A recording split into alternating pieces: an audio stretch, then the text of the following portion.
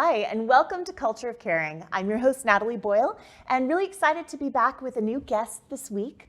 So I'd like to introduce Mike Dilbeck, and he is the Director of Marketing and Development. Yes, I got that right. Marketing and Development at Turtle Creek Corral. So Mike, thank you for being on today. I'm honored. Yeah. So can you just start off by telling us a little bit about Turtle Creek Corral, what you guys do, and kind of what your mission is? Yes, we are the most recorded male chorus in the world. What? Right here in Dallas. We're celebrating our 42nd year. We started in 1980 with 30 men that sang in a small church together. And at that time, all gay. And now, 42 years later, we're over 250 singers who volunteer about 100,000 hours each year. We're predominantly gay now. We have allies and men identify as straight, and it's really not about that. It's about creating beautiful male choral music together. And we've traveled the world. We've sung for Queen Elizabeth. Oh yeah. That is so fun. And again, we give about 3 or 4 main stage concerts a year, whether it be at the Meyerson or the Moody Performance Hall.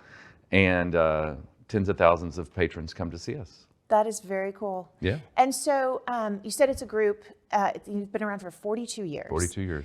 And having started as an all-male and largely gay group 42 years ago, I mean, what prompted this to start? How did that begin? And that was, obviously a very different time than what we're living in now. Yeah, well, I wasn't around then. I'm much too young. I really wasn't back then. But from what I hear, it was, back then, it was not what it is today, and we still have work to do. But, it was very much adversity brings together unity kind of concept, I think. They wanted a safe space to be together, to sing together, to make beautiful choral music together. And they just had an idea. It was like one of those living room over dinner ideas that blossomed. And, 42 years later, over 250 men. That's a lot. Yeah. And so you guys do concerts kind of all over the place. Yes. So, can people find the music online as well? Is it kind of... There's, I think most, if not all of the 38 CDs are online in different various streaming formats now. We no longer sell CDs because that's not hip. Because who has and CDs? Yeah, who does have CDs? And we do it on iTunes and Spotify and all those different sources you can find our music on. And we have 2 documentaries. We won an Emmy for one of them. Oh. We're doing our 3rd one right now. And they can pretty much online, YouTube. Yeah. And so when you talk about a documentary, so what is the heart of doing a documentary? What is that about? Well, right now we are taking on the issue of racial equity and social justice. This came as an idea after the killing of George Floyd in 2020. Of course, we had a pandemic to think a lot about this and really let it just stew in us, and like we've got to do something. We pride ourselves on giving a voice to the voiceless. And so not only George Floyd, but too many of those situations happened that didn't need to happen. We're like, we have to give a voice to this. And coincidentally, the 100-year anniversary of the Tulsa Race Massacre happened this past year. So while we wanted to do it on that year, COVID wouldn't let us. So this year we're doing a whole entire year dedicated to this topic. And this coming July, in a few weeks, we're doing a concert at the Meyerson called Let Us March On, featuring a commission work called Dreamland Tulsa 1921 to commemorate the anniversary. When we took this on and presented it to the members, we had no idea the transformative experience it would be in dealing with this and the issues it would bring up and the feelings and the grief, especially with our Black members. And plus it confronted us with, are we really who we say that we are when it comes to inclusivity? Yeah. We were not willing to have it be a check off the box. We've done our thing for racial equity. All right, let's put it in the end zone for a football game. We're going to walk the talk. And so we just joined a cohort with Dallas Truth to do some self-examination on our own inclusivity, our own bias, our own white privilege, because we're predominantly a white group. Yeah. And it's been transformative. And the documentary is really documenting that. That's really interesting. Isn't that cool? Yeah, that is very cool. And how we are changing our own perceptions. And, listen, I'm a gay man. And I think, I've got inclusivity down. Right. I had to confront that I grew up in Wichita Falls, Texas, I was surrounded by white privilege and racism, and it was ingrained in me. Yeah. In ways that you don't even recognize until somebody teaches you. Unconscious. Right? Yeah. And it really has caused me to turn myself inside out in looking at my own bias. Yeah. And what has that done kind of with the group dynamic as well? It's still a process, I'll tell you. We haven't gotten to where, and I think it will be let's call it a lifelong process, as it should be, is where is this showing up, and how mindful are we going to be when it does to pivot and not have it alter, or to have it impact our actions and have us do something that we're not proud of doing. And that's more of an individual, but also a collective basis as an organization. How are we when it comes to actually welcoming people of color? Yeah. You know, we say we are, but are we? Right. And how do you make that then, a vital part of the group and the community of and everything? How we say, what, like as marketing director, how do I put it in our marketing? You know, who is our marketing to? How do I represent ourselves when I choose pictures? Is it really inclusive of, is it just so all white men? Like, no, this doesn't represent us. But in my position, if I don't do that kind of thinking and I'm not mindful, and we almost put out a poster for this. We're singing at Carnegie Hall. Let me just slide that in. Just a little thing I'm doing, just on the side. I mention? Humble brag. Oh God, I'm sorry. I No, just you're kind of fine. slid that in. That's pretty amazing. So when is that? So we're doing the concert at the Meyerson, the 2nd and 3rd, and then the week later we're singing at Carnegie Hall. Saturday All night. 250 of you? We're going to have over 250 on stage. Oh my gosh. Yeah. That is taking this message, this concert to Carnegie Hall. Oh, that's really So it's really cool. But we created this massive poster. It's called a 3-sheet to go on the side of Carnegie Hall in New York City. Yeah. We almost put just our white director, a picture of the chorus that was all white, and another picture where there's all white people. And you're like, wait, this is supposed to be for diversity and inclusion. Yes. And I had to go, and I almost did that. And so it's having that kind of mindfulness, sometimes a little later than you would like, but at least you stop and go, hold on, this is not good. Right. This has got to go a different direction. So I think to answer your question, our entire chorus, it's bringing us together in a way that we didn't anticipate. Sometimes over time we do these concerts that hit us in an unanticipated, impactful way. We did one on suicide prevention and mental health right before COVID, and be on a predominantly gay chorus with the isolation and being ostracized that so many of our men grew up with, or when they came out, they were ostracized by their families. That brought up a lot. So that changed us. Yeah. And I really believe that set the foundation for us to be able to do what we're doing to take it to a new level. Now, is that something that you have kind of within the history of there's always been sort of a theme of the concert, or something that you're trying, a message that you're trying to share? There is. The other documentary that we've done is also, no, we didn't do a documentary, but we did a big concert with the Susan G. Komen Foundation on breast cancer. So we've done that. We've done concerts on drug and alcohol addiction. And let me tell you, these are the concerts that are the hardest to sell. Yeah. They're not the touchy-feely, like we're doing a concert in October called That 70s Show. It's on a 70s sing-along. Sure. Easy to sell. People love that. It's, it's lighthearted, it's fun, it's, we can laugh. And we're going to do those concerts. But we also feel it's our responsibility. And if we're talking about in the nonprofit world and the culture of caring, how do we care for our environment? How do we care for our community? It's having conversations like this. Yeah. 70s Show is not going to cause any change. Right. It's going to make people laugh, which we all need right now. We need. Absolutely important. But is it going to cause any change in our culture of caring for one another, to be a more kind, loving, compassionate world? If we can make a small dent in that, we feel it's our responsibility. Yeah. Well, and in many ways, that's the purpose of the arts, right? Is to challenge, is to push you right up against, is this comfortable? Am I not comfortable with this? And kind of those lines are vital. And that's why performance is this kind of two-way thing that happens between the performers and the audience, of changing both parties in that. Yeah, and it's a conscious decision on the mind of leadership in a performing arts organization to take it there. Because it's really easy just to do the fun stuff that makes money, because we're a nonprofit, we have to survive. Sure. Especially after a pandemic. And so the fact that we're doing this right after a pandemic and taking it to Carnegie Hall and producing a documentary, it's crazy. Yeah. Like okay, can we just ease into this? Oh, no. Nope. We're going in, all in, you know. I love it. Yeah, That's we're the just way, going all that's in. the way we go too. Yeah. So that's, it's really interesting, kind of a lot of what you've talked about, and just really wanting to kind of see a little bit more about, how long have you been there? You personally, how did this come into your life? What is being a part of this meant to you? I was a singing member back in the 90s for 4 years, and I moved away to Chicago for 15 years, moved back, and I moved to Fort Worth. Okay. And I'll tell you, the 15 years I was gone, the only thing I missed at that time in my life was the Turtle Creek Corral. And I kind of always thought about it, kept in touch with it, followed it. And when I moved back, I was in Fort Worth. I'm like, I'm not driving over there every Tuesday night for rehearsal. I'm just not doing it.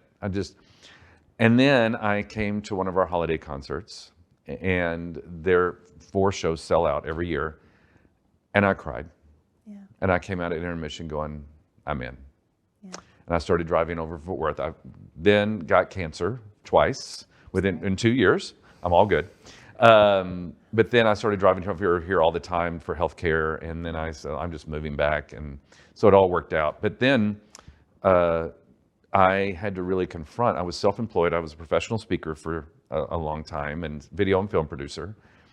And just that whole grind of being self-employed and the stress and the not knowing where the next paycheck is coming from and providing your own insurance benefits. And after 2 back-to-back cancers, I'm like, I got to take care of my well-being. Yeah. And my priorities changed. So my dream was to find a nonprofit that I loved working for.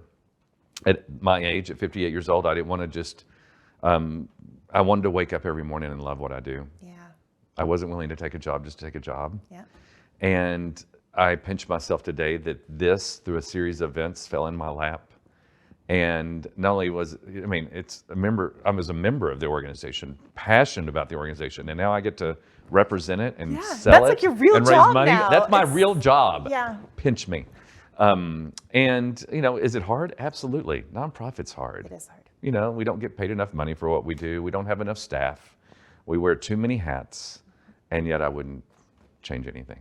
Well, and as hard as it is, you also get that, as our the head of our child care center says, she says, but coming to work every day fills my bucket.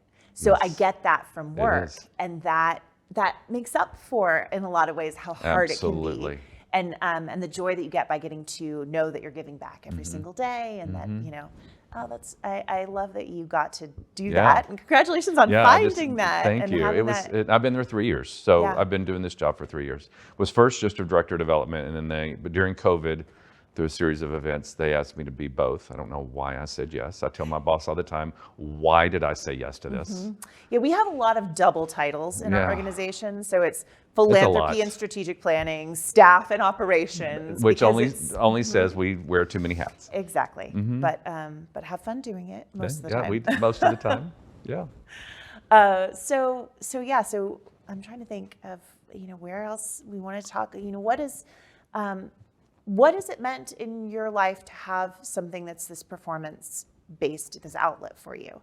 Is that something that has always been important to you? Is performing a piece of it? Is it singing? Are you passionate about music? Where is that kind of coming from? I think, yes, performing has always been a part of me. I think my friends will definitely tell you that. You can probably tell by my personality. I love to perform. I like to be on stage. I mentioned I was a professional speaker for 10 years, spoke on over 350 college campuses. What did you speak about? What were your I topics? spoke about courage, integrity, and my last program I developed was on dignity.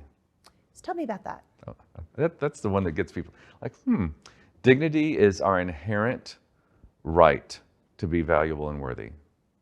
That makes me want to cry. It's beautiful. And what I love is the inherent part. Like You don't have to earn it. We're born with it. Yeah.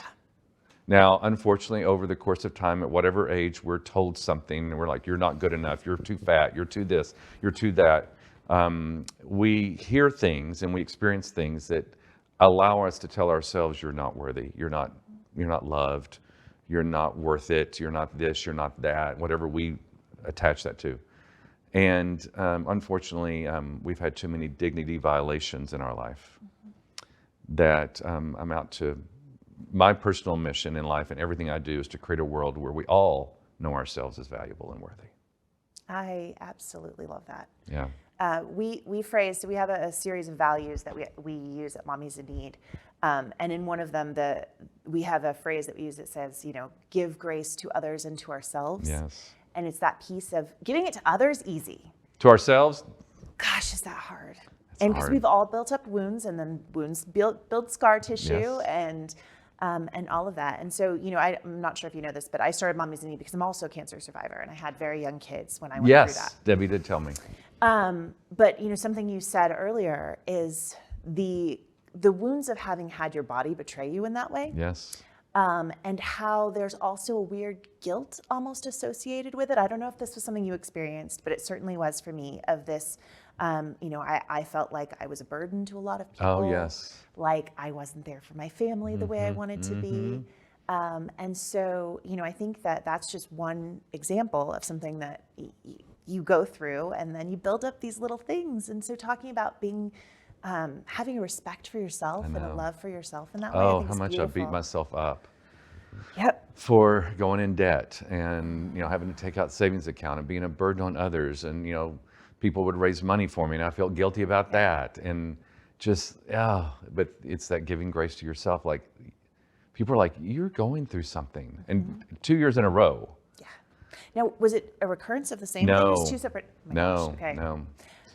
I also had like a series of things, and they were not related to each other. And I feel like I was personally affronted when I had my colon removed, and then 3 days before that surgery, I found out I also had thyroid cancer. Totally separate. Oh, because why not? And I was just like, I was so upset and angry because I was like, really, is everything just going to shut down at one time? Right. And We're not spread this out.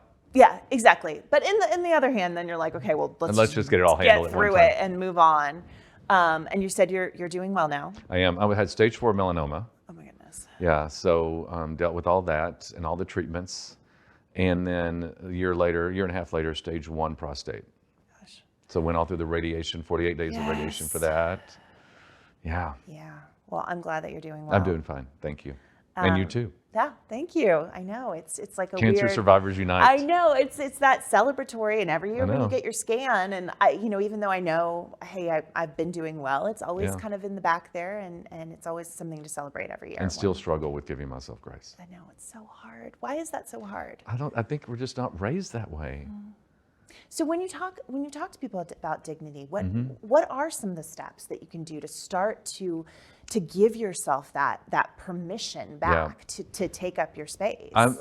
I did all my work based on a book called Dignity, and it has 10 essential elements of dignity in it, and I'm certainly not going to remember them all, but there's things that you wouldn't even think of, and that's recognition.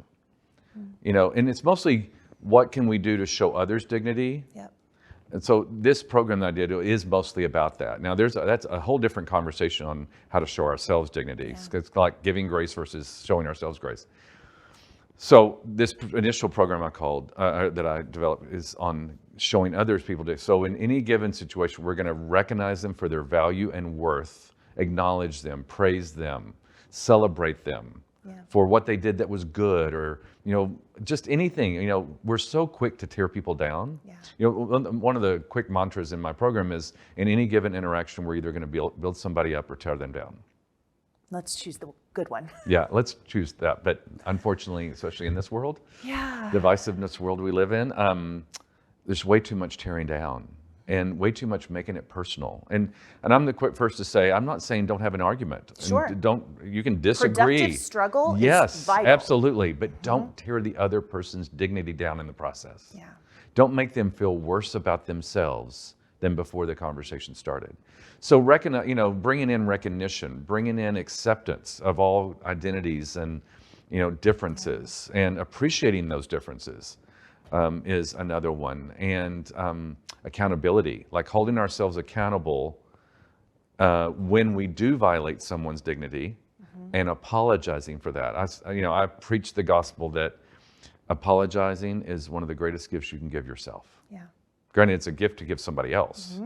That's a given. But if you truly, authentically apologize for your behavior, for your words, for the impact that you had on somebody, it will move you to your core. I mean, when I give an authentic apology, I sometimes break down because the gift it gives myself Yeah. of forgiving myself. Like, I made a mistake. Yeah. You know, in a crazy, odd way, one of my favorite things to do is to say, I'm sorry, you didn't deserve to be treated the way I just treated you. Yeah. And I'm what sorry. a powerful thing to do. Oh, And you know, it's even something that I've noticed with my kids is that sometimes, you know, gosh, do kids know how to push buttons, right? woo! But it matters that if I yell, if I come back later and say, you know what, I'm sorry for yelling that way Yeah. because I got really mad and that's how I responded.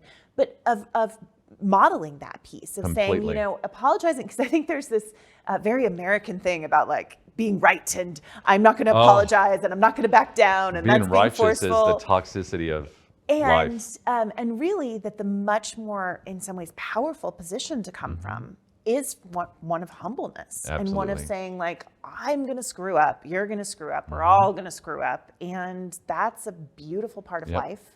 And it also sets up that stage for you to be forgiven when, That's right. you know, and so I think that's really, And not that's ever great. coming at it from, well, I come at it from, I'm 100% responsible for what I just did, which we are, you know, even though we sometimes don't like to be.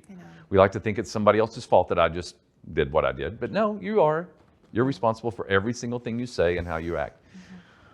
But so I come at it from I'm 100%. But sometimes, and again, I don't do it for this reason, but sometimes the beauty happens that they then see the opportunity to be responsible for what they did or said that may have caused that situation. And you're both coming to it from 100% responsible. Yeah. And that's beauty. And that is power. Yeah. And that's grace. Yeah. And then that's, you know, going back to talking about diversity and inclusion work.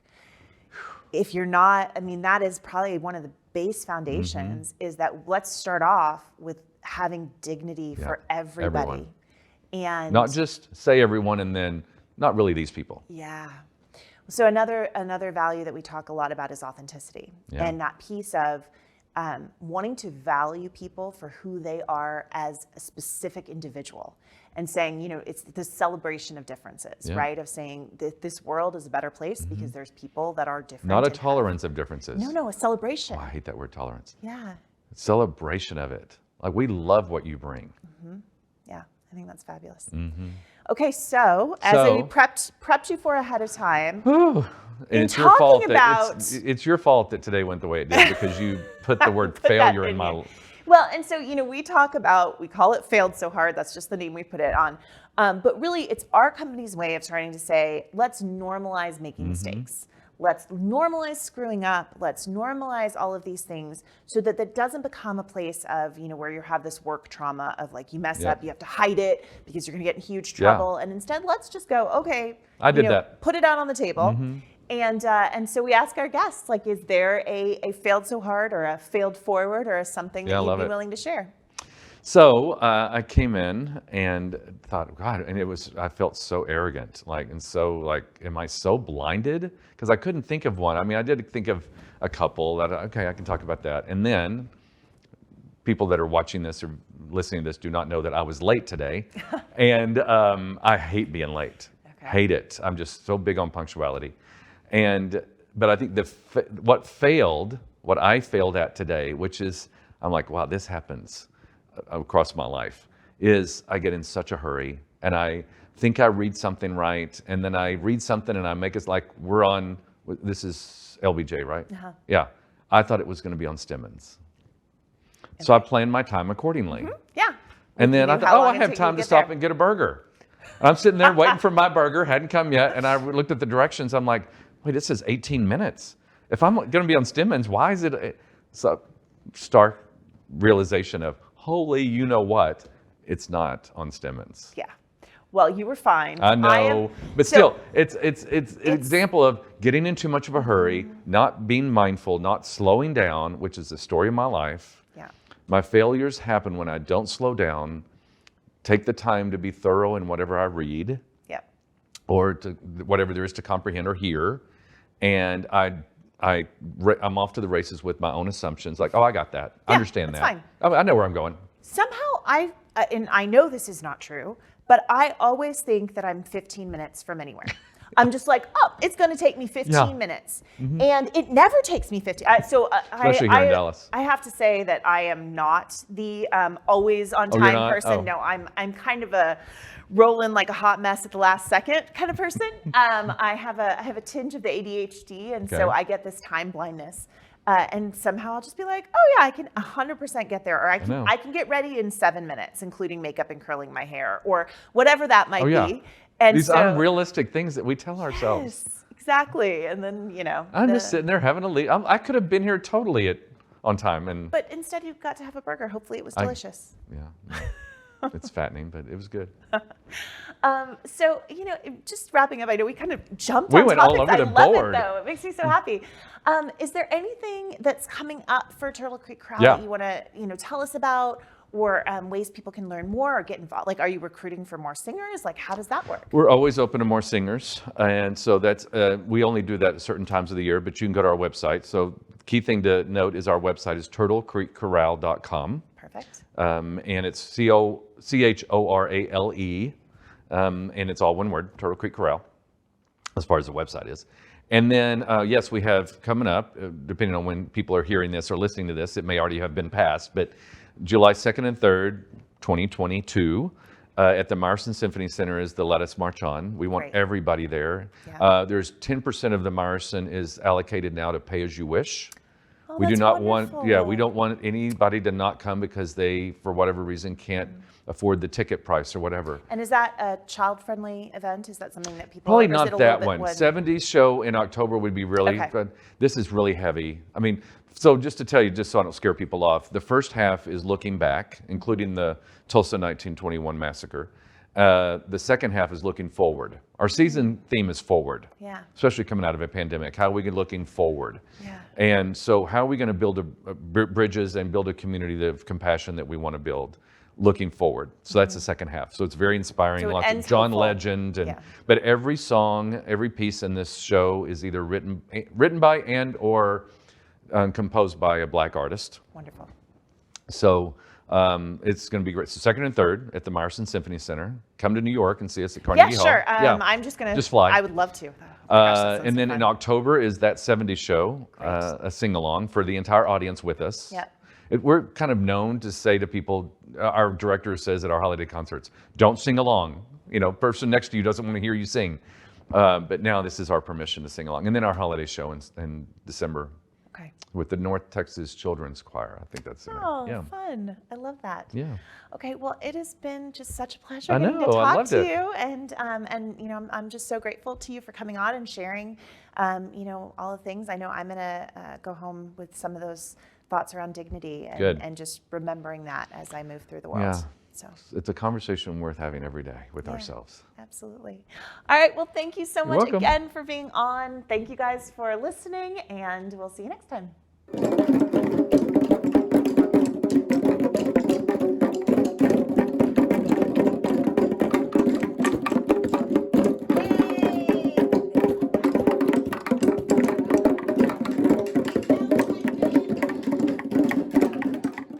Culture of Caring with Natalie Boyle is brought to you by Mommies in Need, a nonprofit organization with the mission of caring for kids so that families can access health care. The podcast is hosted by Natalie Boyle, produced by Tabitha Evans and Real News Communications Network. If you have an idea for a topic or guest, or want to share a #FailedSoHard moment, email us at coc@mommiesinneed.org. Please remember to rate, like, and subscribe wherever you listen to podcasts. Video versions of the podcast are available on YouTube.